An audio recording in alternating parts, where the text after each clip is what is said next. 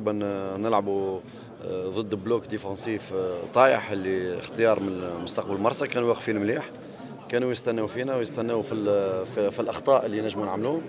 صاروا كلكو ديكالاج في الشوط الاولاني، كنا نجموا نتعداو على 1-0. في الشوط الثاني زاد كيف الكره اللي باش تنافسنا، الكره اللي باش تعمل الفارق، نتعداو في الاسبقيه في النتيجه هكا ما نجحناش فيه. بعد ضربه الجزاء مستقبل مرسى كان خير منا، وقف خير منا